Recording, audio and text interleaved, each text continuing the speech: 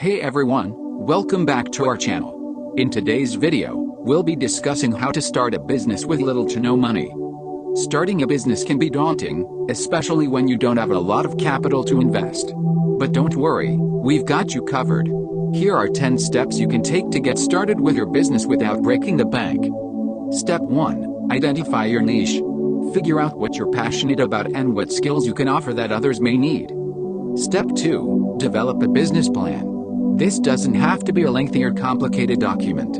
Simply put together a plan that outlines your goals, target audience, marketing strategy, and financial projections. Step 3. Determine your business structure. Decide whether you want to operate as a sole proprietorship, partnership, LLC, or corporation. Step 4. Register your business. This will vary depending on your location and business structure, but you'll likely need to register with your state or local government. Step 5. Leverage free resources. Look for free resources like online courses, webinars, and networking events to help you learn more about your industry and grow your business. Step 6. Build a website.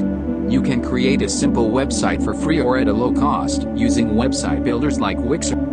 Step 7. Utilize social media.